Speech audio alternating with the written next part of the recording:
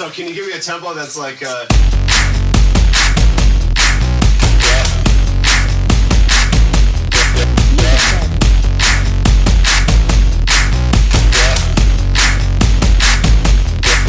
good.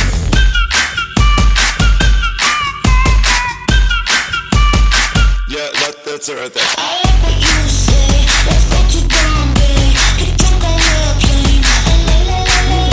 I love your t-shirt. You wanna Converse? Show me where it hurts. We can get high in the hotel lobby. Shoot me like a gun. Watch me go bang. Right, well, I want to create a series where I want to share knowledge and the wealth of knowledge, whether they're already pilots or aspiring pilots. The more knowledge, the better, right? We're going to go over leaning and how to lean your engine, what the signs to look for, how to lean.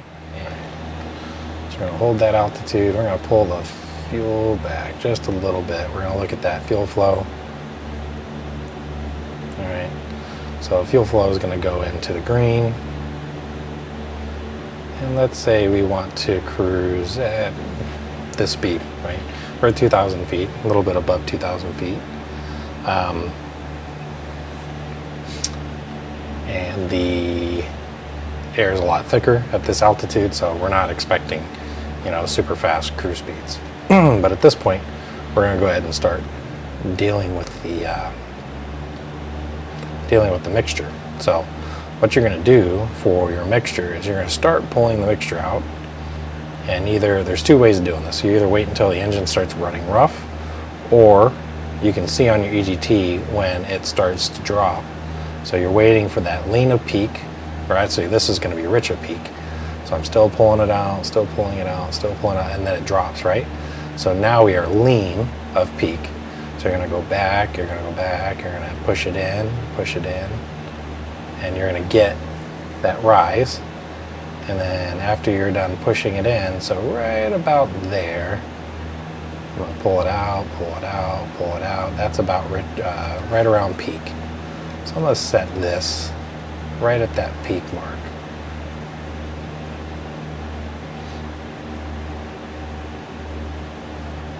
All right, so if I pull it back, pull it back, pull it back, it should hit that needle.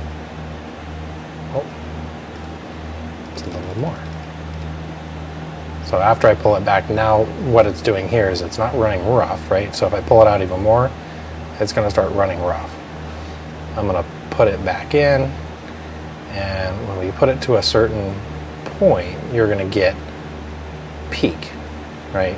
You pull it out past that, you're lean of peak. So if you're at or below your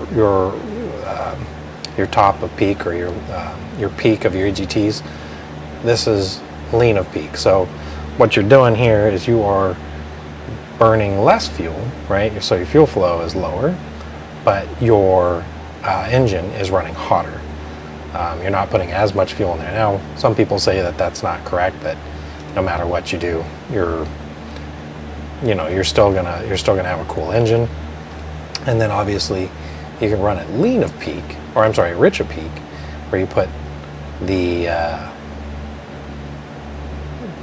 you get right up to your peak, and then you pull it back just below, and now the fuel flow is higher, but your EGTs are going to be right around that same spot. So if I keep pulling it out, or that's pushing it in, that's making the EGTs drop because it's enriching. There's more fuel going into the engine.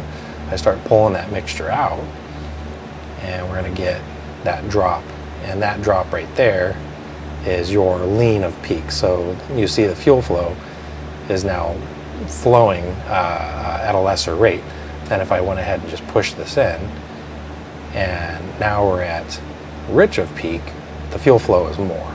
It'll stabilize. This doesn't really give a really good example of how this works.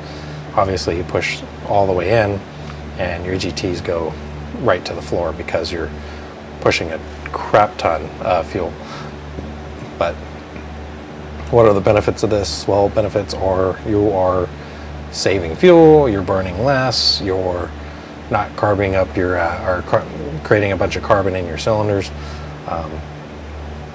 But you're going to do this at a higher altitude, obviously. So let's talk about the altitude problem. So if you're at 3,000 feet, 2,000 feet, and your engine starts stumbling and you're losing RPM, it's a carburetor issue. So you're getting carb ice at that point. You don't want carb ice. That's not good at all. So what you're going to do with carb ice, obviously this doesn't have a carburetor, so this is a fuel injected version, but you have a carb heat. You're going to pull that carb heat out, obviously, and then the engine's going to run a little bit rougher for a second, and then it'll start running better, and you'll see the RPMs increase, especially at full power. Where you are going to need to lean is when you're above about 5,000 feet. So if you live in a high altitude area, let's say Truckee or something like that, you're going to be taking off with your mixture out anyways, because you're already beginning at a high altitude. So you guys will know a little bit more of how your mixture works for you in your area. But when you're up at high altitudes, you're going to want to use that mixture. You're going to want to use that cruise mixture in order to, you're going to burn less fuel, and you're going to cruise at a, you're sipping on the gas basically. Other than that, that wraps it up for mixture and how to use mixture. Hopefully you guys don't mind me using a simulator. Yeah, other than that, if there's anything you guys want me to go over, or you guys want to know, or you guys want to see, or even if you want to, you want to inject something else, if there's something else you want to know or you want to add to this, there's a plethora of information and knowledge out there, especially within pilots and their groups of pilots. So, all right guys, have a good one.